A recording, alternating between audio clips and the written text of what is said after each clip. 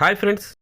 So ఈ ఎంటీఎస్కి సంబంధించి ఈ ఆర్డర్ అనేటువంటి రిలీజ్ అయింది ఫ్రెండ్స్. సో దీనిపైన చాలామంది చాలా కన్ఫ్యూజన్గా ఉన్నారు. సో అందుకోసం దీనిపై క్లారిటీ ఇస్తాను friends. So procedure for selection of candidates based on single examination for the posts of MTS post man mail guards. So మనకి ఈ post man mail gourd promotion exam కానివ్వండి, ఎంటీఎస్ ఎగ్జామ్ కానివ్వండి, common exam పెడతారు friends. So ముగ్గురికి కూడా కామన్గా ఇప్పటి వరకు కూడా కామన్గా ఎగ్జామ్ పెడతారు. అయితే సెలెక్షన్ ప్రొసీజర్ అనేటువంటిది ఇది వరకు ఒక విధంగా ఉండింది, ఇప్పుడు మారుస్తున్నాం అని చెప్పి ఈ లెటర్ అనేటువంటిది పబ్లిష్ చేయడం జరిగింది ఫ్రెండ్స్. అయితే ఇది వరకు మనకి పోస్ట్ మ్యాన్ మెయిల్ గార్డ్ సంబంధించినటువంటి రిక్రూట్మెంట్ రూల్స్, అలాగే ఎంటీఎస్కి సంబంధించిన రిక్రూట్మెంట్ రూల్స్ అన్నీ కూడా మారిపోయినాయి. అలాగే ఎంటీఎస్కి సంబంధించి క్యాడర్ అనేటువంటిది ఒకటే ఒక క్యాడర్ ఉంటుంది అనేటువంటి విషయం కూడా మనకి ఒక ఆర్డర్ వచ్చింది ఫ్రెండ్స్. సో వీటన్నిటిని క్రోడీకరించుకొని ఇలా ప్రమోషన్ ఎగ్జామ్ కండక్ట్ చేసినప్పుడు, అంటే ఎల్డీసీఏ ఎగ్జామ్ కండక్ట్ చేసినప్పుడు పోస్ట్ మ్యాన్ మెయిల్ గార్డ్ మరియు ఎంటీఎస్ పోస్టులకి ఈ సెలక్షన్ ప్రాసెస్ అనేటువంటిది ఎలా చేయాలి, స్టెప్ బై స్టెప్ ఎలా చేయాలి అనేటువంటిది స్టాండర్డ్ ఆపరేటింగ్ ప్రొసీజర్ అనేటువంటిది ఇవ్వడం జరిగింది ఫ్రెండ్స్. సో ఇందులో భాగంగా తొలుత ఆప్షన్ ఫర్ పోస్ట్. సో మీరు ఎల్డీసీ ఎగ్జామ్కి అప్లై చేసేటప్పుడే ఈ post man mail gourd MTS 3 ఆప్షన్లు ఉంటాయి ఫ్రెండ్స్. ఈ మూడింటికి మీరు అప్లై చేస్తారా లేదా కొన్నిటికే చేస్తారా అనేటువంటిది అప్లై డిసైడ్ అవ్వచ్చు ఫ్రెండ్స్. సో మీరు దేనికైతే ఆప్షన్ ఇస్తారో దానికి మెరిట్ లిస్ట్లో మిమ్మల్ని సెలెక్ట్ చేస్తారు ఫ్రెండ్స్. ఆప్షన్ ఇవ్వని పోస్ట్కి మిమ్మల్ని సెలెక్షన్ చెయ్యరు ఫ్రెండ్స్. సో కాబట్టి పోస్ట్ మ్యాన్ కావాలంటే పోస్ట్ మ్యాన్ టిక్ చేయాలి, మెయిల్ గార్డ్ కావాలంటే మెయిల్ గార్డ్ టిక్ చేయాలి, అలాగే ఎంటీఎస్ కావాలంటే ఎంటీఎస్ టిక్ చేయాలి ఫ్రెండ్స్. మీరు వేటికైతే 3 ఆప్షన్లు ఇస్తారో, వేటికైతే మీరు ఆప్షన్లు ఇస్తారో ఆ పోస్ట్కి సంబంధించిన మెరిట్ లిస్ట్లో మాత్రమే మిమ్మల్ని కన్సిడర్ చేయబడుతుంది ఫ్రెండ్స్.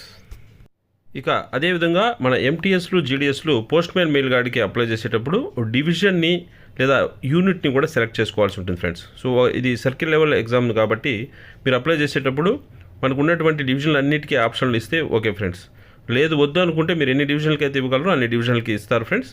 సో అన్ని డివిజన్లకు మాత్రం మిమ్మల్ని కన్సిడర్ చేయబడుతుంది ఫ్రెండ్స్. సో మీరు ఏ డివిజన్కైనా ఆప్షన్ ఇవ్వకపోతే ఆ డివిజన్లో మీ యొక్క మెరిట్ని కన్సిడర్ చేయరు ఫ్రెండ్స్. సో దీనిపై చాలా బెటర్ ఎక్స్పీరియన్స్ ఉన్నాయి ఫ్రెండ్స్ మనకి. కాబట్టి అప్లై చేసేటప్పుడు దయచేసి అన్ని డివిజన్స్ ఇచ్చేయండి ఫ్రెండ్స్, ఏదో ఒక ప్రిఫరెన్స్లో. ఎక్సెప్ట్ మీరు ఆ డివిజన్కి వద్దు అనుకుంటే తప్ప మిగిలిన వాటన్నిటికీ కూడా ఆప్షన్ ఇచ్చాను ఫ్రెండ్స్. ఆర్ఎంఎస్ కానివ్వండి, పోస్టులు కానివ్వండి, దేనికైనా సరే. సో లేకపోతే మిమ్మల్ని ఆ డివిజన్కి సెలెక్ట్ చేయరు ఫ్రెండ్స్. ఇక అదేవిధంగా preference by candidates appearing in competitive examination for the post of MTS. So ఈ ఎంటీఎస్ పోస్ట్కి సంబంధించి ఈ మధ్యనే మనకి యూనిఫికేషన్ చేశారు ఫ్రెండ్స్. అంటే ఎంటీఎస్ క్యాడర్ రిక్రూట్మెంట్ రూల్స్ అనేటువంటి ఒకటే ఉంటుంది, అయితే వింగ్స్ అనేటువంటిది సెలెక్ట్ చేసుకోవాలి అని. సో దానికి అనుగుణంగా మీరు అప్లై చేసేటప్పుడు మీరు ఏ వింగ్కి విల్లింగో దాన్ని తెలియజేయాలి ఫ్రెండ్స్.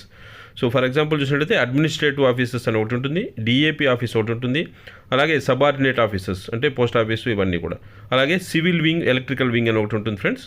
సో వీటిల్లో దేనికైతే మీరు విల్లింగ్ ఉంటారో వాటిని టిక్ చేయాల్సి ఉంటుంది ఫ్రెండ్స్. ఆ ఆప్షన్స్ ఇవ్వాల్సి ఉంటుంది. సో మీరు దేనికైతే ఆప్షన్ ఇస్తారో ఆ యూనిట్కి సంబంధించి ఆ వింగ్కి సంబంధించిన సెలక్షన్లో మిమ్మల్ని తీసుకుంటారు.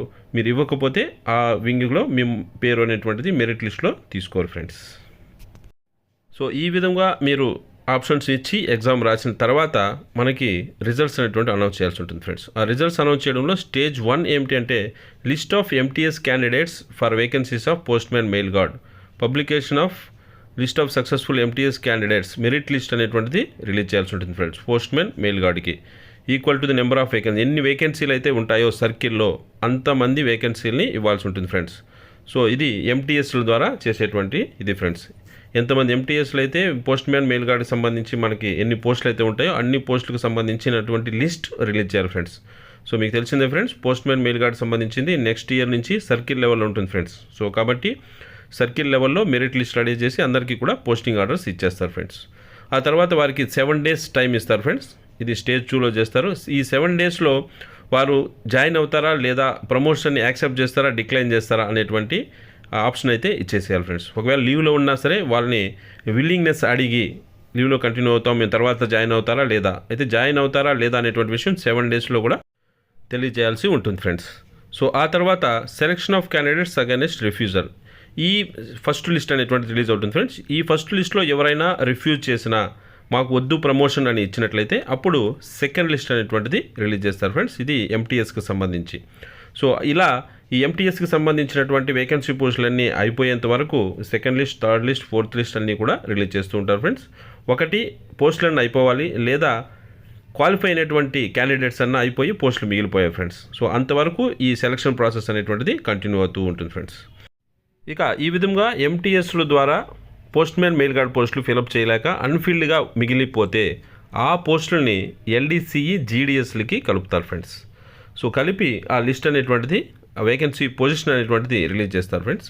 సో రిలీజ్ అయిన తర్వాత ఈ జీడీఎస్ల ద్వారా జీడీఎస్ల నుంచి పోస్ట్ మ్యాన్ మెయిల్ గార్డులు ఎవరైతే సెలెక్ట్ అవుతారో వారి యొక్క మెరిట్ లిస్ట్ రిలీజ్ చేసి వాళ్ళని సెలక్షన్ లిస్ట్ అనేటువంటిది పబ్లిష్ చేస్తారు ఫ్రెండ్స్. సో ఇప్పుడు వీళ్ళకి కూడా అదేవిధంగా ఒక 7 days టైం ఇస్తారు ఫ్రెండ్స్. ఈ 7 days లోపల వారు యాక్సెప్ట్ చేస్తున్నారా లేదా అనేటువంటి విషయాన్ని తెలియజేయాలి ఫ్రెండ్స్. సో ప్రమోషన్ కావాలా వద్దా అనేటువంటి విషయం తెలియజేసిన వెంటనే ఆ తర్వాత ఎవరన్నా ఈ జీడీఎస్లు మా పోస్ట్ మ్యాన్ మెయిల్ గార్డ్కి సంబంధించి పోస్ట్ వద్దు అనుకున్న రిఫ్యూజ్ చేసిన ఈ ప్రమోషన్ డిక్లైన్ చేసిన అలాంటి వారి ప్లేస్లో సెకండ్ లిస్ట్ అనేటువంటిది రిలీజ్ చేస్తారు ఫ్రెండ్స్. ఇది కూడా సర్కిల్ లెవెల్ లిస్టే ఫ్రెండ్స్. ఈ విధంగా ఒక క్వాలిఫై అయినటువంటి అభ్యర్థులు అయిపోయేంత వరకు లేదా అక్కడ ఉన్నటువంటి వేకెన్సీలు అయిపోయేంత వరకు ఇలా లిస్టులు ఇస్తూనే ఉంటారు friends. Second list, third list, fourth list అని. ఒకవేళ అప్పటికి పోస్టులు మిగిలిపోతే అప్పుడు డైరెక్ట్ రిక్రూట్మెంట్కి ఇస్తారు ఫ్రెండ్స్. సో ఇది జాగ్రత్త గుర్తుపెట్టుకోండి ఫ్రెండ్స్. ఫస్ట్ తొలుత మన ఎంటీఎస్లకి ఏదైతే పోస్టులు ఉంటాయో ఆ వేకెన్సీలన్నింటినీ ఫిలప్ చేయడం కోసం సర్కిల్ లెవెల్ లిస్ట్ ఇస్తారు 1, 2, 3, 4. ఆ తర్వాత ఒకవేళ అన్ఫిల్డ్గా మిగిలిపోతే వాటిని జీడీఎస్లకి కలుపుతారు. So GDS to post man mail gourd list అనేటువంటిది 1, 2, 3, 4 ఎన్ని లిస్టులు అయితే ఉంటాయో అన్ని ఇస్తారు. అప్పటికి పోస్ట్ మ్యాన్ మెయిల్ గార్డ్ పోస్టులు మిగిలిపోతే డైరెక్ట్ రిక్రూట్మెంట్కి ఇవ్వడం జరుగుతుంది ఫ్రెండ్స్. ఇక ఎంటీఎస్ పోస్ట్కి సంబంధించి ఎలా ఇవ్వాలి అనేటువంటిది నెక్స్ట్ చెప్తున్నారు friends. So LDCE MTS GDS to ఎంటీఎస్కి సంబంధించి కూడా ఫస్ట్ ఒక లిస్ట్ అనేటువంటిది రిలీజ్ చేస్తారు ఫ్రెండ్స్. ఎన్ని వేకెన్సీలు అయితే ఉంటాయో అన్నీ. సో ఇది కూడా సర్కిల్ లెవెల్ లిస్ట్ మాత్రమే ఉంటుంది ఫ్రెండ్స్. సో సీనియారిటీ కోటా 50% ఉంటుంది, ఎల్డీసీ 50% కోటా ఉంటుంది ఫ్రెండ్స్. సీనియారిటీ కోటా మాత్రం డివిజన్ లెవెల్లో ఉంటుంది. సో అక్కడ అన్ఫిల్డ్గా ఏమైనా మిగిలిపోతే వాటిని సర్కిల్ లెవెల్కి ఎల్డీసీఈకి చేస్తారు ఫ్రెండ్స్. సో ఆ ఎల్డీసీఈలో మనకి జీడీఎస్ల ద్వారా ఫిలప్ చేస్తారు ఫ్రెండ్స్. ఇలా ఫిలప్ చేసినప్పుడు సర్కిల్ లెవెల్ మెరిట్ లిస్ట్ అనేటువంటిది ఇస్తారు friends, GDS to MTS. So దాంట్లో ఆ లిస్ట్లో క్వాలిఫై అయిన వాళ్ళు, ఆ లిస్ట్లో సెలెక్ట్ అయిన వాళ్ళు వాళ్ళ విల్లింగ్నెస్ తీసుకొని వాళ్ళు జాయిన్ అవుతారంటే ఓకే. జాయిన్ కాలేదు అనుకోండి, అప్పుడు ఆ రిఫ్యూజ్ చేసినటువంటి వాళ్ళ పోస్టులో అన్ఫిల్డ్ వేకెన్సీలు ఉంటాయి, వాటన్నిటితో సెకండ్ లిస్ట్ అనేది రిలీజ్ చేస్తారు ఫ్రెండ్స్. ఈ విధంగా థర్డ్ లిస్ట్, ఫోర్త్ లిస్ట్ ఎంతవరకు అయితే ఈ క్వాలిఫైడ్ జీడీఎస్లు ఉంటారో వాళ్ళందరూ అయిపోయేంత వరకు కానీ లేదా పోస్టులు అయిపోయేంత వరకు కానీ ఈ లిస్టులు అనేటువంటిది ఇస్తూ వస్తారు ఫ్రెండ్స్. సో ఇది ఫ్రెండ్స్ ప్రొసీజర్ ఎల్డీసీఈ 2024 నుంచి ఫాలో అయ్యేటువంటి procedure friends. So post man mail gourd మరియు ఎంటీఎస్కి సంబంధించి ఒకే ఎగ్జామ్ జరుగుతుంది. సో అయితే ఈ సెలక్షన్ ప్రొసీజర్ అనేటువంటిది ఇక్కడ ఇవ్వడం జరిగింది ఫ్రెండ్స్. సో ఇందులో మీరు కంగారు పడాల్సిన విషయం ఏమిటి లేదు ఫ్రెండ్స్. అప్పుడు ఉండేటువంటి ప్రొసీజరే దాదాపుగా ఉంది. అయితే కొంత మార్పు జరగడం జరిగింది ఫ్రెండ్స్. అంటే ఇదివరకు డివిజన్ లెవెల్ లిస్ట్ అనేటువంటిది ఉండేది, ఇప్పుడు అదేమీ లేకుండా డైరెక్ట్గా అన్ని సర్కిల్ లెవెల్ కాబట్టి ఈ ప్రొసీజర్ అనేటువంటిది మారుస్తూ మనకి ఈ ఇన్స్ట్రక్షన్స్ అనేటువంటివి ఇచ్చారు ఫ్రెండ్స్. ఇవన్నీ కూడా ఎల్డీసీఈ 2024 ఎప్పుడైతే స్టార్ట్ అవుతుందో అప్పుడు ఈ విధమైనటువంటి ప్రొసీజర్ని ఫాలో అవ్వాల్సి ఉంటుంది ఫ్రెండ్స్. సో అది ఫ్రెండ్స్. సో మరొక మంచి అప్డేట్తో మళ్ళీ మీ ముందుకు వస్తాను. అంతవరకు సెలవు.